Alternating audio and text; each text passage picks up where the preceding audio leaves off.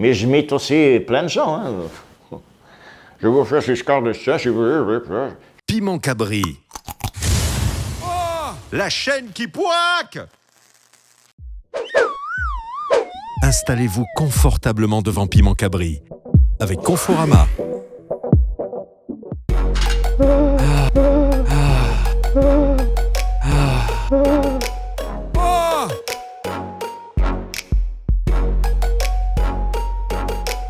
Oui, bien sûr, tout le monde sait ça. Grandi dans une ville chaudron, c'était Cowboy. Donc, t'es un peu américain. Bon. Le chant, hein, la musique.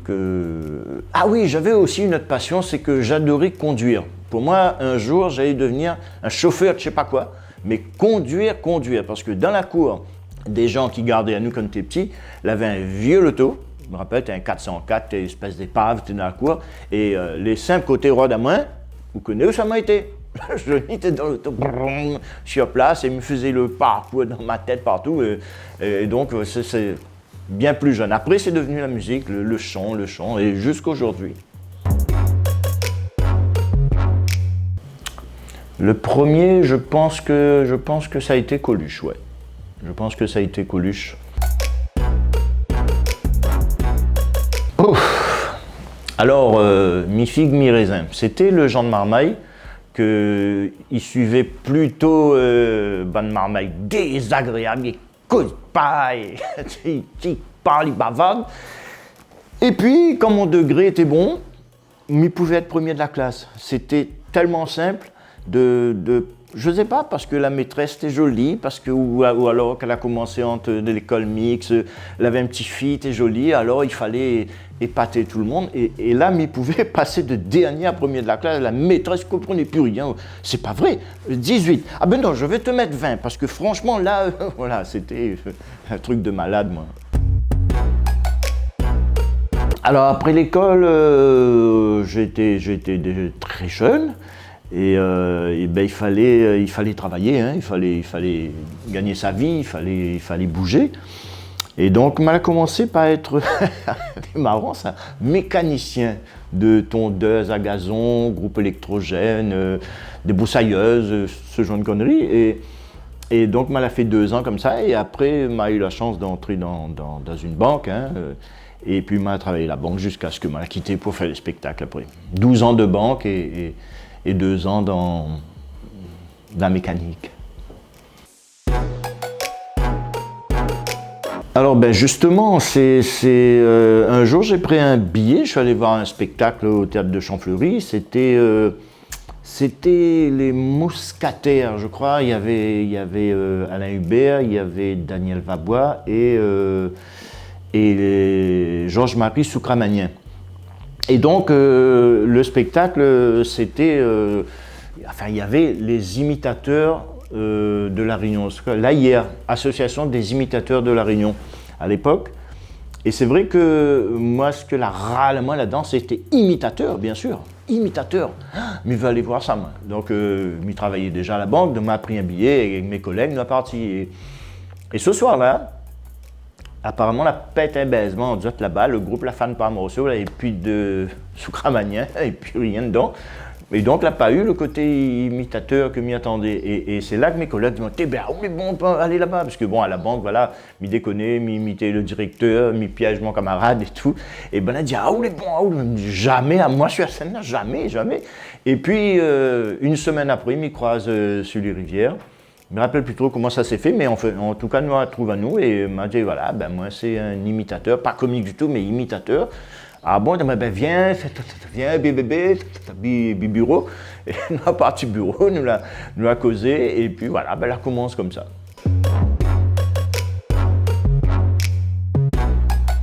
Alors le premier, parce que c'est vrai que quand on était avec Sully, c'était plus de la chanson, c'était des parodies, et des fois, il chantait aussi imitateur, je prenais un morceau normal et tout. Et après, c'est à force de voir Sully faire le comique et tout. Et nous avions un groupe, il avait Michel Picot, Bernard Nativelle et tout avec nous. Et nous avons écrit un petit sketch sur un truc qui s'est passé à La Réunion, Salazie du moins, Titrou. Donc, je sais pas, il avait deux mondes, la tête est pas bon. Il a fait Amazon Denka, il a dit la fin du monde, il s'est arrivé, un truc comme ça. Et il a écrit un sketch là-dessus. Et moi, je l'ai parti dans une imitation toujours de Daniel Vabois avec la veste, la pioche, tout ce que tu veux. Et c'était à la foire de Brapanon. Et c'était la première fois où il tentait de faire un sketch. Et à ma grande surprise, les gens étaient pliés de rire en bas. Moi, m'avait plus peur que moi, machin. Et ça, la diarrhée est farouchement, enfin, mais pas avoué. Voilà, c'était comme ça, à la façon de Daniel Vabois. Et voilà, c'est la première fois où moi, on a tenté de faire un sketch.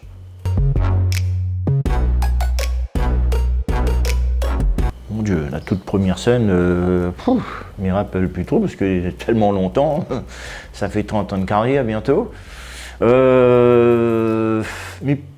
alors, si je me base moi sur un des spectacles où il avait plein de monde sur scène, et je me souviens qu'il avait un gendarme en retraite ici, donc à oreilles, hein, le gars dit moi je vais créer un sketch pour toi, tu verras, tout ça. Bon, ben, il écrit le sketch. Le sketch était entièrement en français et il lui a fait un truc sur un oreilles qui arrive ici et avec les skis, tout ça, et ça va faire ski Python des neiges, machin chouette et tout. Et il m'oubliera jamais, le sketch commençait toujours par « Vous savez que c'est la première fois que je viens ici? Oui, j'arrive tout droit de Paris. » Ah ouais, j'avais un accent marseillais comme ça. Et on jouait 3 soirs de suite au théâtre de Champfleury. Et le premier soir, mais les gens regardaient moi comme un joueur, car t'es fait par personne. Et moi, j'étais malade sur scène. Il était un cauchemar pour moi de revenir le lendemain pour dire « Vous savez que c'est la première fois que j'arrive ici? » Eh oui, tout ça, et rien. Et arrive la 3e soirée, je pense que ça la sauve ma vie. Et il commence, vous savez que c'est la première fois que... Et il dit, t'es sketch, il fait Paris, ça. Et là, les gens, ils commencent à rigoler. Mais ça, gendarme, là, il écrit ça pour moi. Et là, à la partie d'une espèce d'improvisation en créole, la moucate, mon propre sketch. C'était incroyable comment les gens là rigolaient, quoi. Je pense que ce soir-là, m'a compris que, ah, c'est comme ça, il doit faire alors. Ben, m'a fait comme ça à partir. Voilà. Non, pas vraiment. Moi, elle a fait des sketchs sur des veillées mortuaires, pour te dire. Donc, non. Mais je pense qu'il n'y a pas de tabou dans l'humour. Tu peux dire tout ce que tu veux, mais, comme dit l'autre, pense à ce que tu vas dire. Il y a une façon de dire les choses, il y a une façon de tourner. Par exemple, moi, je suis contre la vulgarité aussi. C'est-à-dire qu'on peut descendre en dessous de la ceinture, mais il y a l'art et la manière. Il faut que les enfants dans la salle, ils disent « Maman, quoi là, dit là, ce Thierry là ?» Il ne comprend pas. Voilà, là, moi, bon. Voilà. Mais il faut quand même. Je sais pas, je pense que ça a été une moto. Une petite 103 Peugeot. Je me souviens, c'était la mode à l'époque. Cheveux dans le vent, tu vois, dentelle, ça poussait sur le boulevard, guidon bracelet. C'était ça. Donc voilà. Je pense que c'était une moto, oui. Oui, bien sûr. Quelle question? C'est même pas posé cette question. Non, après il dit toujours qu'offrir à une femme, elle est déjà 50% de gagner. Bon, je sais pas honnêtement si ça c'est vrai. Mais je pense que c'est pas ça, c'est la notoriété peut-être. C'est ça, quand où les connus, ou les célèbres, où il n'a pas besoin d'être trop beau, quoi. Ça marche. Hein?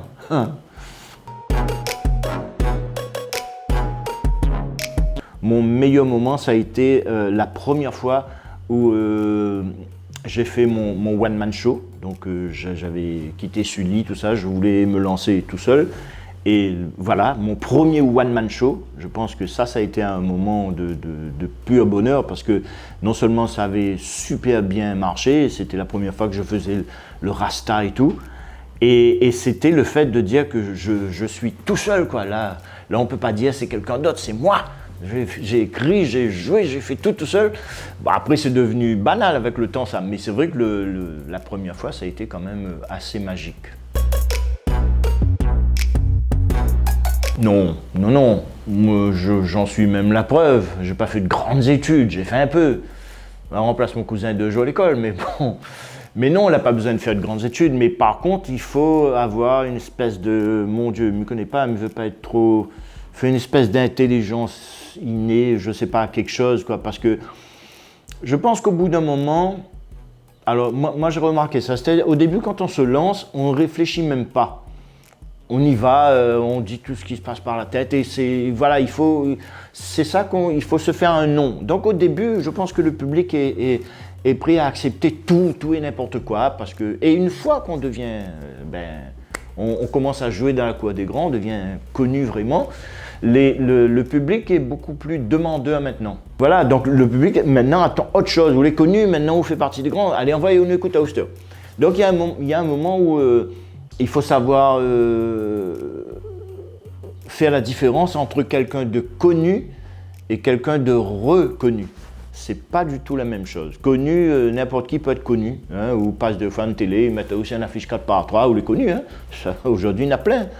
Mais reconnu après c'est un petit peu plus compliqué. Donc il faut une certaine dose un petit peu de culture, on va dire, voilà, quand même.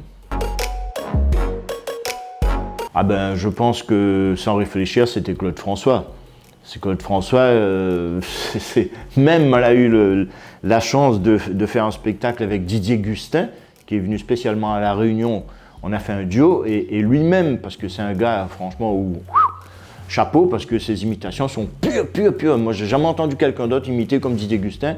Le mec qui te fait Bruel, tu fermes les yeux, c'est Bruel, quoi. On reconnaît pas c'est lui, alors que quand on écoute Laurent Gérard ou autre, on sait que c'est Laurent Gérard, il y a un petit truc dans la voix, on sait que c'est lui. Alors Didier Gustin, non, c'est vraiment la perfection. Et quand un mec comme ça me dit, putain, ton imitation de Claude François, waouh, là oui. Donc je pense que c'est Claude François. Mais je m'imite aussi plein de gens. Hein. Je vous fais ce score de ça, je peux faire Mitterrand. Hein. Je sais pas qui, il y en a plein. Il gagne plus leur argent. Non, je déconne. C'est-à-dire que c'est beaucoup plus facile, donc on avance beaucoup plus vite. Après, mon Dieu, peut-être que moi c'est le dernier des Mohicans, il est comme ça. C'est-à-dire, m'y fait non seulement m'y écrit mes sketchs, m'y fait de la mise en scène, m'y fait de la communication, enfin, m'y fait tout, quoi, de A à Z. Donc ça n'est peut-être pas donné à tout le monde, c'est un petit peu plus compliqué à un moment donné. M'a eu cette chance-là, merci Seigneur, parce que c'est vrai qu'au début, moi j'étais incapable d'écrire un sketch. Hein. Pour moi, c'était un truc impensable, ça, écrire un sketch, waouh, me transpirer avant qu'on dise à moi écrire un sketch. Mais après, je sais pas, avec le temps, c'est devenu normal, c'est devenu assez simple, assez facile. Après, voilà, je veux dire, c'est tellement plus simple quand tu vas négocier un contrat quelque part et que tu peux tout de suite dire oui, non, voilà, il négocie, il tombe un arrangement, il signe le contrat et ça va, il n'a pas besoin. Attends, mon producteur, s'il le veut, allô producteur, est-ce que. Non, il n'est pas d'accord, il dit attends, ma romane à lui, bon, on va le genre. Mais après, bon, c'est vrai que c'est compliqué, hein. C'est quand même pas une partie facile, ça. Ça c'est une bonne question. Moi, je pense que il va falloir quand même aller en retraite un jour, mais le plus tard possible. Tant que je suis inspiré, tant que j'ai la motivation, tant que j'ai envie de faire rire les gens, je pense que je vais le faire. Tant que ça va être possible de le faire. Après, ça dépend du public. Hein. Comme je dis toujours, hein, le public 974, pour moi, c'est le meilleur public du monde. De toute façon, il n'y a pas d'autres publics. Ouh là là, là, il veut vexer personne, parce que dit encore l'a dit là, d'accord, dit l'autre, mais je pense que celui qui m'a fait rire, mais vraiment rire, enfin, il n'était pas seul, c'était Théâtre de la Cour. Mais je pense que Banal a fait rire, moi, vraiment, nous avons eu l'occasion de produire nous ensemble.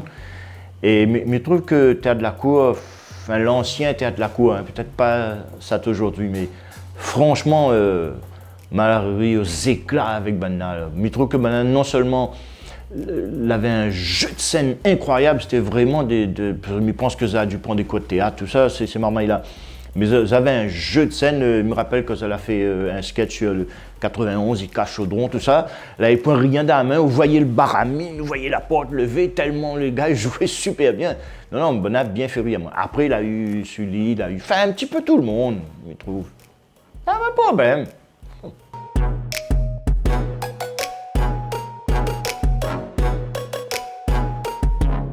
Oui, je pense que quand on a une femme n'a plus d'avantages. Voilà, c'est tout. Alors, On regarde la journée de la femme. Ou la journée de l'homme, après, la journée de la femme. Et une femme, il s'en donne chemin, là, plus rien. Il y a un SDF là. Un instant, tu vois un monde près d'elle pour ramasser elle. Ah oui, un SDF, tu en as. Il regarde comment elle fait pitié, ce monde. Ah oui. Et ouais, une femme, madame, ça fait. Ben, ah ben non. Ah ben viens en haut, viens dans la maison. Hein, tiens, au linge, mets-tu dans l'armoire. Voilà.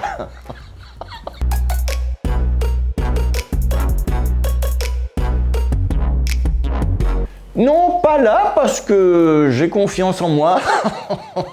Non, mais je pense que je n'ai jamais, même pas l'idée m'a traversé l'esprit de faire des choses pareilles. Quelle question, je suis très choqué là. Hein? Je connais mon affaire, moi je n'ai pas besoin de regarder. Pour moi, le prix d'une blague, c'est une récompense. Récompense, c'est quand le public il prend ta blague comme ça sur scène et il éclate de rire, ça il revient, il tape à haut comme ça. Pour moi, c'est ça le prix. Voilà, c'est pas une question d'argent ou quoi que ce soit. C'est cette satisfaction après le travail accompli et quand les gens ils sortent en disant « T'es à Noiry, monsieur, t'es valable. Comme ça, il a fait là. C'est ça, et puis il part, il rappelle qu'a dit ça, t'es là, qu'a dit ça, et qu'a dit ça. Ah, ben, voilà, ça c'est ça. Pour moi, c'est ça le prix.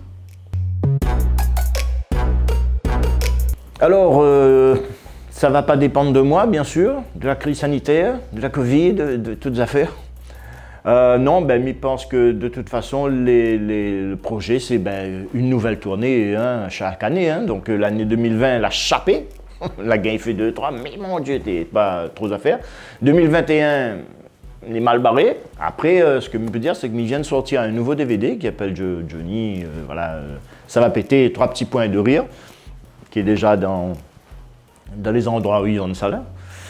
Et après, projet, si j'ai un autre projet, c'est que je vais peut-être, si voilà, la situation y permet, relancer un grand concours de chant. Mais un énorme truc vraiment, avec une belle salle, du son, des lumières, franchement un truc de vraiment chouette, avec à la clé un prix jamais vu à La Réunion. Donc voilà, si la crise il lâche à nous un peu la grappe, je dirais, et je pense que Miss à faire ça.